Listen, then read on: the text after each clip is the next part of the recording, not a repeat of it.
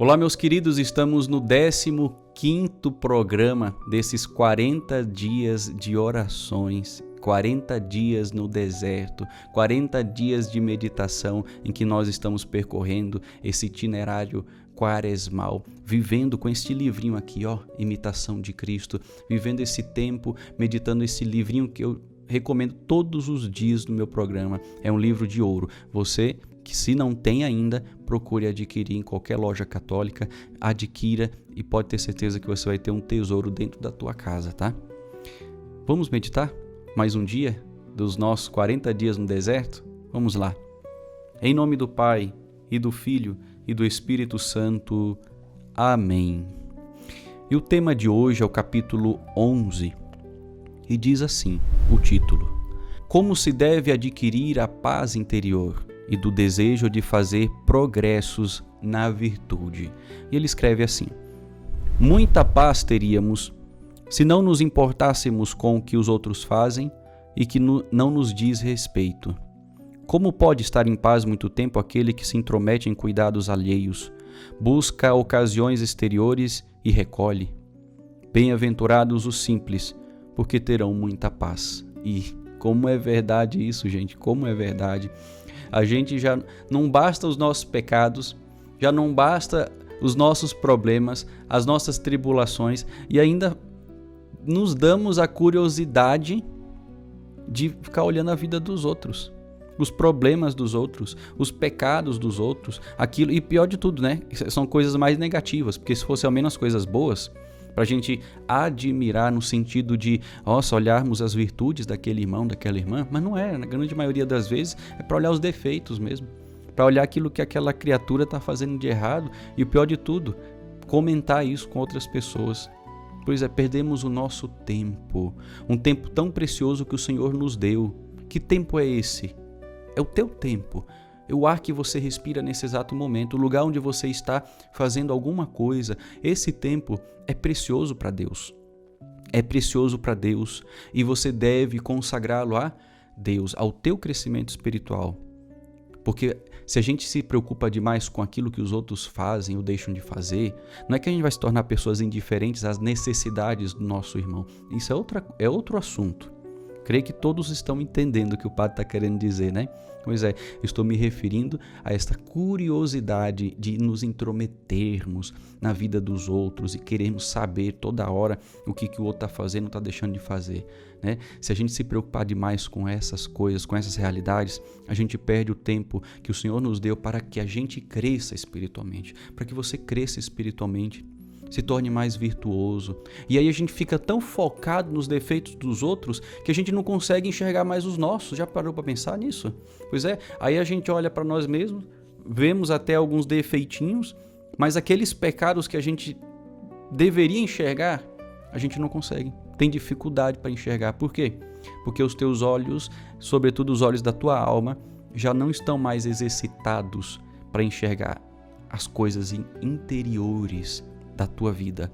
Não, já estão tão focadas, tão viciadas em enxergar as coisas dos outros, os pecados dos outros, que se esqueceu de si. Mas continuemos a leitura. Qual é a causa porque muitos santos foram tão perfeitos e contemplativos?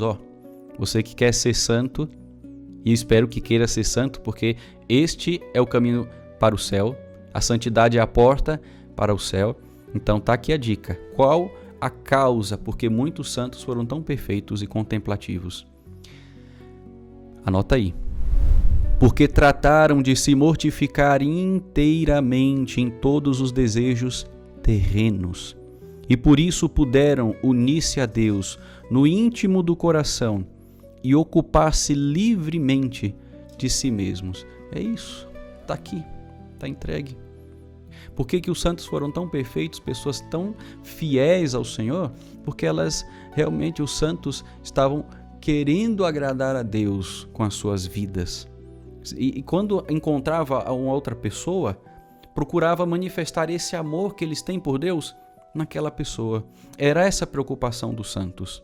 E o medo dos santos, sabe qual é? Como vai dizer Santa Gema Galgani, eu não tenho outro medo senão ofender Jesus. É este o medo deles, ofender Jesus. como que está o nosso medo, entre aspas? Não é um medo relacionado àquele escrúpulo, uma coisa mais psicótica, né? Não, eu me refiro ao temor de Deus. Eles chamam medo, mas é o temor, o respeito que nós devemos ter para Deus. Como é que vai na tua alma isso? Vamos continuar a leitura. E também poucas vezes venceremos um vício perfeitamente, nem nos inflamamos no desejo de adiantar cada dia o nosso aproveitamento, e por isso ficamos sempre fracos, sempre frouxos. Se estivéssemos perfeitamente mortos para nós mesmos e no interior desembaraçados, então poderíamos gostar das coisas divinas e adquirir alguma experiência da contemplação celestial. Pois é, a gente perde tanto tempo que a gente não consegue nem mais vencer os nossos vícios, os nossos pecados. Isso quando enxergamos que tem vícios e pecados.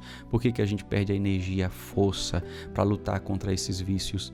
Porque simplesmente nós estamos focados nas coisas exteriores, nos prazeres do mundo, nas satisfações mundanas. Não é que tudo que é do mundo é pecado. Não, mas o modo como você utiliza as coisas do mundo é o que vai definir se aquilo é pecado ou se aquilo pode ser até instrumento de salvação para a tua vida. Mas devemos passar o mundo inteiro pelo crivo do Evangelho de nosso Senhor, ou seja, colocar na balança, será tem o mesmo peso, a mesma medida do Evangelho de Cristo? Porque se não tiver, cai fora, tá? Cai fora. E o último trecho deste capítulo: se nos esforçássemos na batalha, em pelejar como homens fortes, homens e mulheres fortes, veríamos sem dúvida o auxílio do Senhor descer do céu sobre nós. Olha, se você se esforçar, se empenhar de verdade como homem e como mulher fortes, pode ter certeza que o Senhor vai te ajudar. Padre, mas eu sou fraco. Você está fraco, mas com o Senhor você é forte. Uma coisa é estar, outra coisa é ser. Você está fraco por causa do pecado, por causa da falta de oração, por causa de alguma outra coisa, mas no Senhor somos fortes. Lembra do que São Paulo falou aos Filipenses: tudo posso naquele que me fortalece. Essa é a nossa fortaleza do Senhor. Porque Deus está pronto a socorrer os que pelejam e esperam em sua graça, proporcionando-nos ocasiões de combate para que alcancemos a vitória. Olha que maravilha. Esse capítulo continua. Nós iremos terminar de meditar ele no dia de amanhã. Temos muita coisa para meditar no dia de hoje, mas não somente meditar, fazer. Então, querido irmão, querida irmã, olhos fixos no Senhor. Buscai as coisas do alto. Deus te abençoe. Em nome do Pai, e do Filho, e do Espírito Santo. Amém.